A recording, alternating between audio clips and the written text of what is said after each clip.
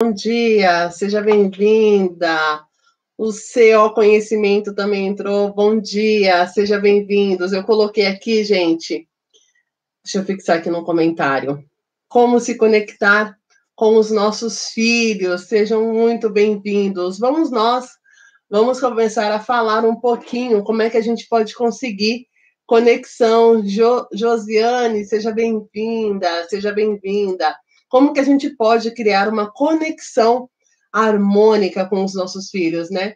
Vocês sabem que eu estava conversando com uma pessoa muito querida recentemente e parece que às vezes é normal, né? A gente parece que está achando que é normal quando a gente está em conflito, né? Os conflitos familiares parece que é normal, parece que a gente se acostumou a viver brigando, né? Parece que a gente se acostumou a viver dando bronca na criança, a estar levando bronca, a estar brigando com o cachorro, a estar brigando com o marido.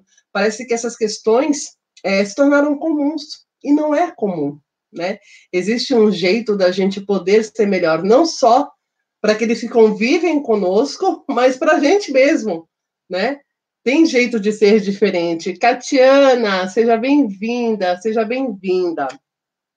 Vocês sabem que a gente tem muita dificuldade, né? As pessoas, de um modo geral, me perguntam muito, Lise, como que eu faço para me conectar com meu filho? Porque eu quero criar conexão, as pessoas falam tanto de conexão, e é tão difícil, às vezes a gente está na turbulência do dia a dia, e a gente não consegue efetivamente se conectar, né? E muitas vezes a gente não consegue se conectar com os nossos filhos porque a gente fica querendo uma obediência a todo instante. E quando eu passo, né, a querer ter essa obediência, a obediência que a gente diz que é cega, né, do eu estou mandando e agora precisa ser feito, eu começo a me desconectar. Eu começo a me distanciar daquele ser. Deixa eu te fazer uma pergunta aí, deixa eu perguntar. A Anne, seja bem-vinda, Anne. Deixa eu te fazer uma pergunta. Quando você, por exemplo, está no seu trabalho, ou você está na sua roda ali de amigos, pense em alguém aí que você admira. Pense em alguém aí que você tem uma admiração profunda. E aí essa pessoa te pede alguma coisa. Qual que é a tendência de você fazer o que essa pessoa está te pedindo? Responde aí para mim. Ela é grande, né? Ela é muito grande. Por que ela é grande? Porque você admira essa pessoa. E aí, quando essa pessoa te pede algo, você vai, levanta, você faz, você move céus e terras para fazer. Porque aquela pessoa que você admira, você admira ela com tanto respeito, porque ela te trata com tanto respeito, que você vai lá e faz. Agora, pensa ao contrário. Pensa aí numa pessoa que você não admira, que você não quer estar nem perto. E quando essa pessoa te pede algo, qual que é a tendência de você ter o desejo de fazer? É muito pequena. É muito pequena, porque você está desconectado daquela pessoa. Porque aquela pessoa não te respeita de alguma forma, ou você não se sente respeitado por alguma forma por aquela pessoa, né? E você quer se distanciar. E aí você acaba fazendo muitas coisas, às vezes, para essa pessoa pelo medo. Eu tenho tanto medo, eu tenho tanto receio que eu vou lá e faço. Mas não porque eu estou conectada com a pessoa, porque eu tenho medo da pessoa.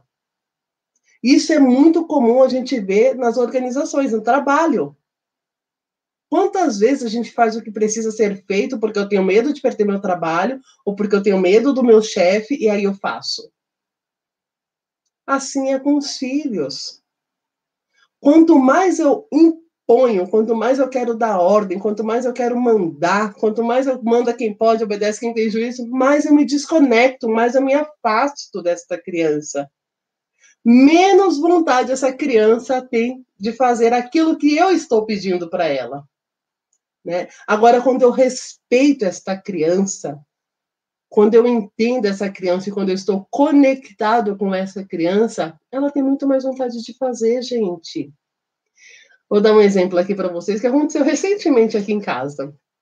Você sabe aquele brinquedo? Alguns é brinquedo, mas tem gente grande que brinca muito de bingo. Vocês já viram bingo, né? A roletinha lá. E aí, aqui em casa, estávamos na fase do bingo, né? Eu tenho um bingo, e aí o Henrique descobriu um bingo, tá? Ele queria aprender sobre o bingo. Ok, vamos lá ensinar para o bingo. E o Henrique é uma criança de 6 anos, então ele já conhece um pouco mais de números, já tem uma outra perspectiva da vida, né? Embora não, logicamente, não tão grande, que é uma criança de 6 anos, né? Mas já tem algum conhecimento ali sobre números. E a gente começou a brincar e tal. E aí chegou o meu outro, o Vicente, que é menorzinho, de 3 anos, que não tá não conhece ainda os números, né? Obviamente, também queria brincar, né?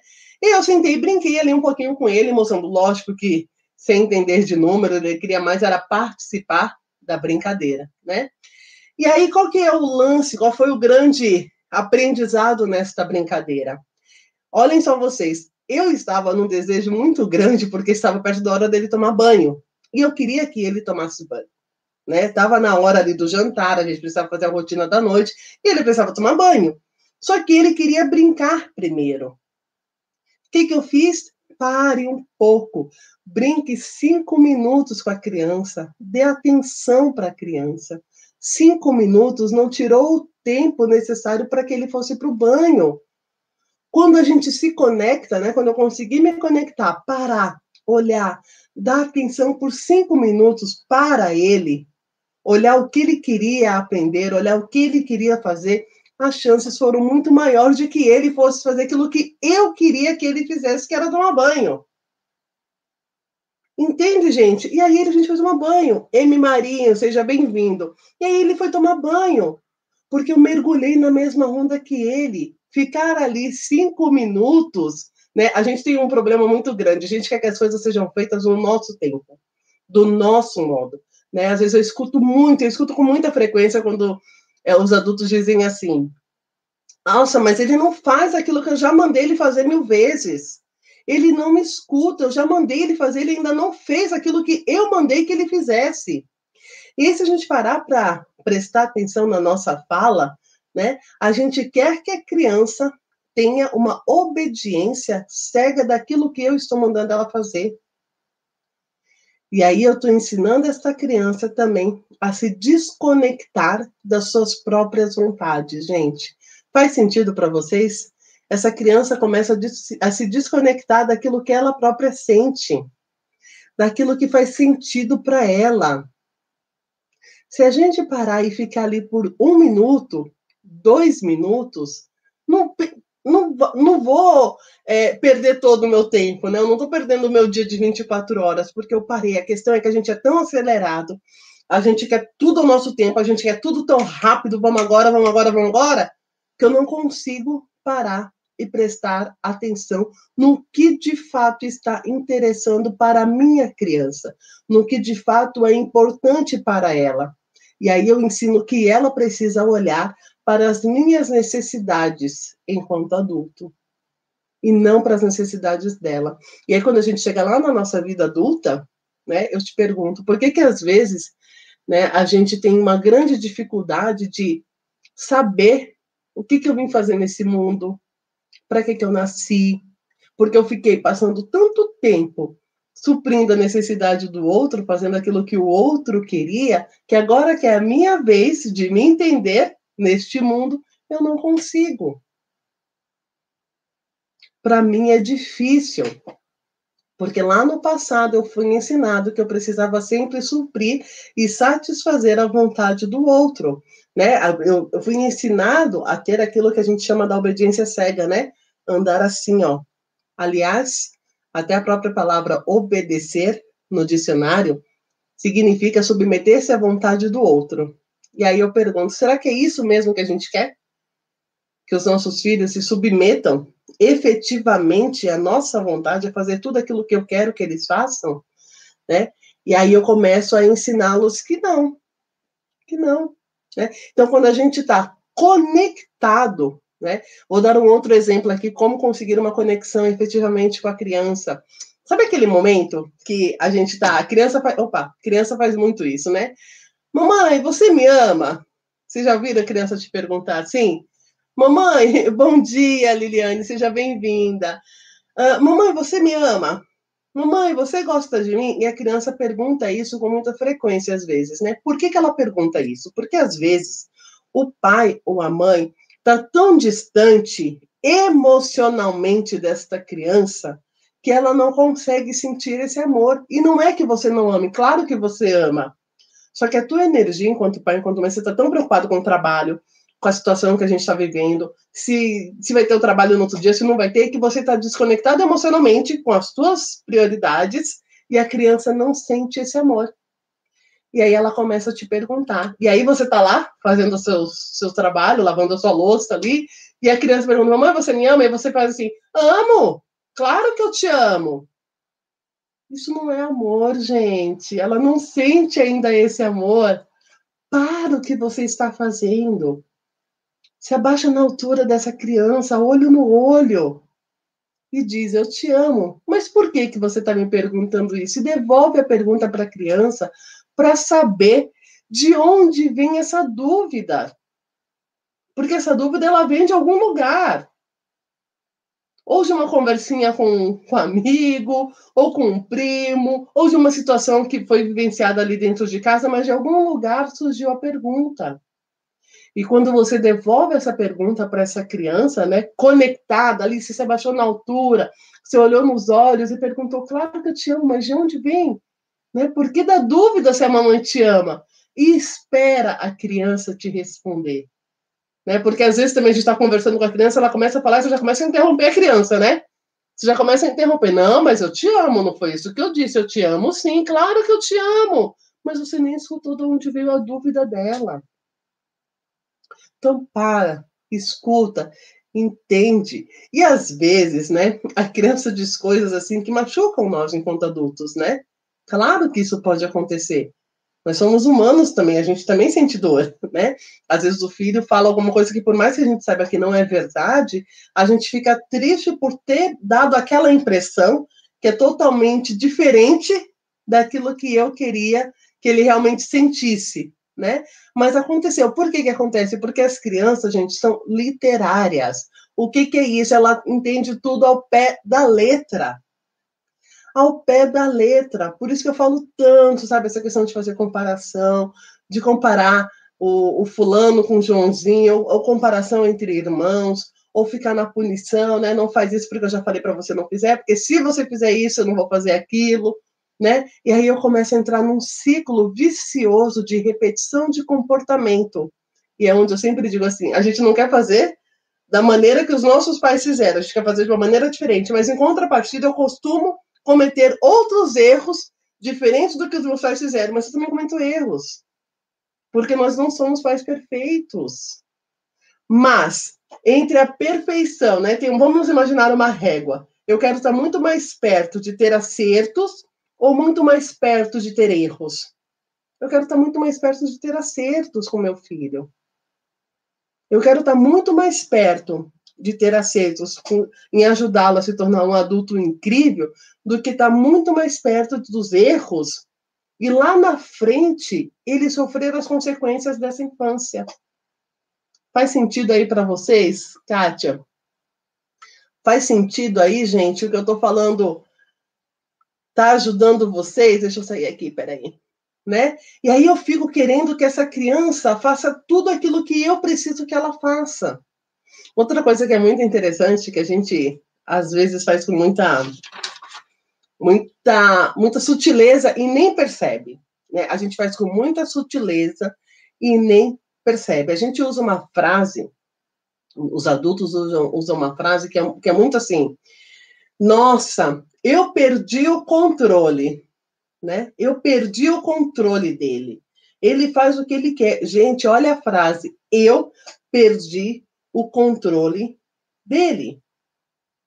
E aí, quando a gente fala eu perdi o controle, a gente quer ter o controle sobre a vida do outro. Eu não estou dizendo que a criança vai fazer aquilo que ela quer, não. Não é isso que eu estou dizendo. O que eu estou dizendo é que quando a gente usa a frase eu perdi o controle, eu estou no comando da vida do outro. E essa criança não vai ser protagonista da própria vida, porque sempre tem alguém que está no controle da vida dela.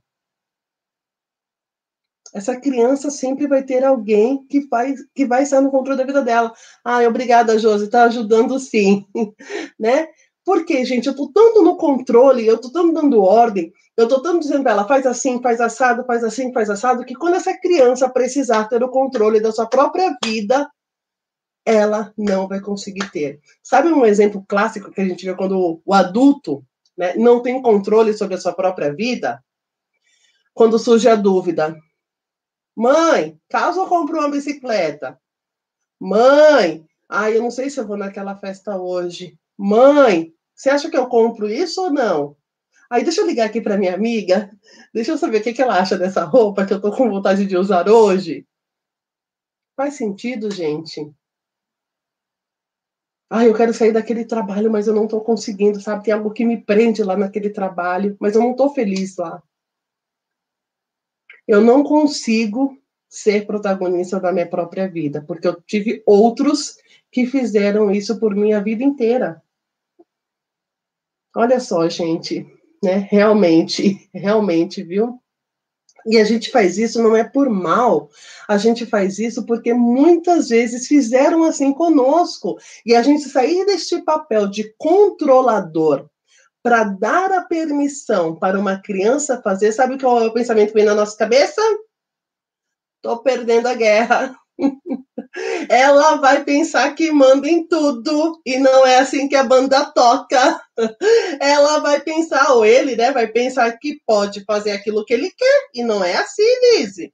Ele não pode fazer aquilo que ele quer. Só que, gente, quando os pais têm conexão com os filhos, a criança faz tudo que o pai e a mãe está pedindo, porque a criança se sente respeitada.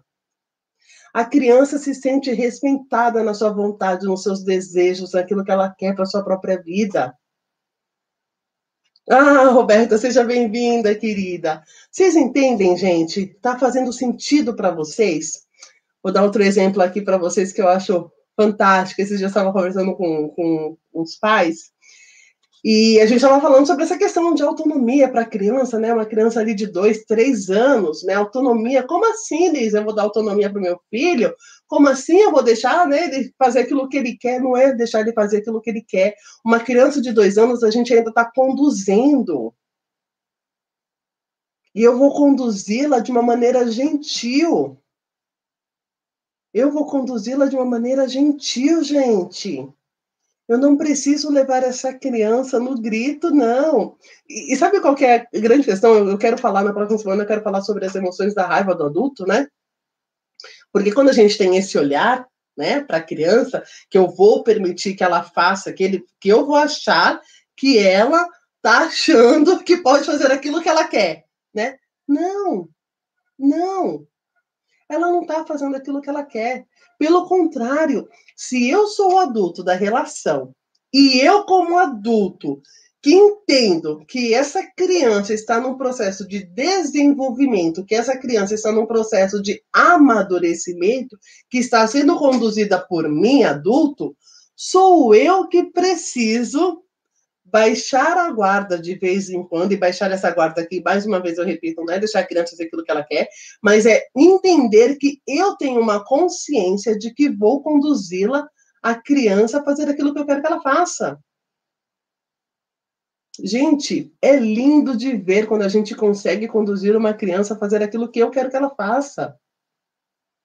Lembra do exemplo que eu acabei de dar aqui para vocês, né? Do bingo, do jogo do bingo? Qual que era o meu objetivo? Fazer com que ele fosse tomar banho. Sentei ali, fiquei 2 minutinhos com ele e tal, brincou. Agora vamos tomar banho? Vamos tomar banho. Porque essa criança se sentiu, gente, respeitada. A criança se sente respeitada. Mas a gente está na nossa loucura tão forte, né? A gente está no nosso mundo interno. A gente, além de estar no nosso mundo interno, a gente está nos olhando, é como se fosse, imaginem uma águia. Sabe uma águia quando está olhando de cima a situação, ou uma girafa, né, que olha a situação de cima, né? Qual que é o olhar que a gente, adulto, está tendo para a situação? Isso aqui não tá bom, não. Isso aqui vai dar ruim. Ela tá achando o quê? Mas quando a gente tem esse conhecimento, que a gente também faz esse exercício, né? De uma girafa ou de uma águia que olha a situação assim de cima e a gente diz: poxa vida, por que não? Por que não permitir que a criança possa escolher a sua própria roupa? Por que não permitir que ela possa, nesse momento, brincar 5 minutos e depois de tomar banho, né? Ficou mudo? Vocês não estão me ouvindo, gente?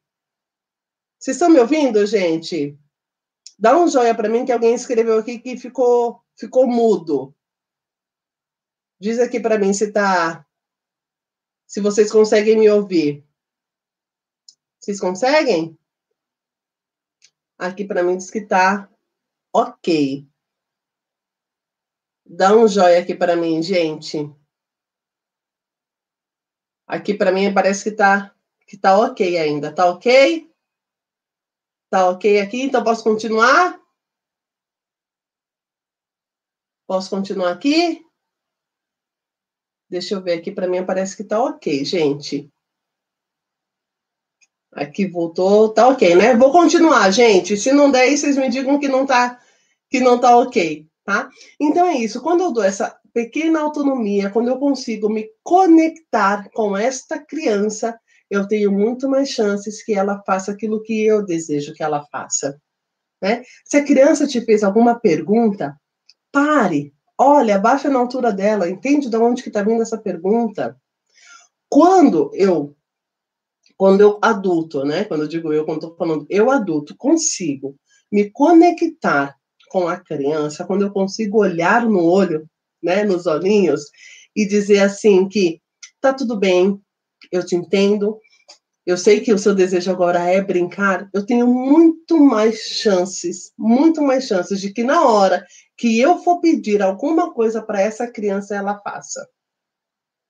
Agora, se eu vou na luta, se eu vou no embate, se eu vou na porrada, como se diz, né? Eu tenho muito mais chances de me afastar. Tá ok, beleza, ótimo. Eu tenho muito mais chances de me afastar. Eu tenho muito mais chances que ela não faça aquilo que eu quero que ela faça, porque é que nem marido, sabe? É que nem marido. Quando você tá lá brigando com o seu marido, as chances que você tem que ele faça aquilo que você quer que ele faça é muito menor. Porque você está pedindo na luta, você está pedindo no embate, você está pedindo na briga, você está pedindo no grito. Agora, se você pede, eu até brinco aqui, né? Se você pede com educação, se você pede com gentileza, com amorosidade. Gente, tem uma frase que eu amo que diz assim: ninguém resiste a uma pessoa que tenha amabilidade. Ninguém resiste a uma pessoa que seja amável, que seja educado. Não é porque é o nosso filho que a gente não precisa ser educado com ele. Não é porque é o nosso filho que a gente não precisa ser, no mínimo, educado.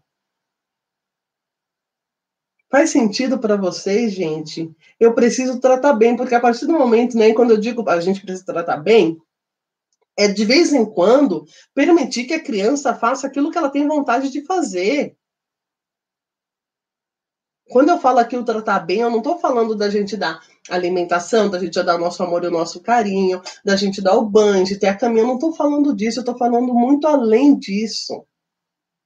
Isso é o básico. Eu estou indo muito além, eu estou indo em emoção, eu estou indo em sentimento, eu estou indo naquilo que faz a gente se tornar o adulto que a gente é hoje. Certo, meus amores? Então a mensagem do dia é: aprenda a se conectar com a criança, olhe nos olhos, faça para você mesma a pergunta: por que não? Por que não? Tá tudo bem fazer isso agora. E aí, quando eu consigo me conectar com essa criança, eu tenho muito mais chances que ela faça aquilo que eu quero que ela faça. Certo, meus amores?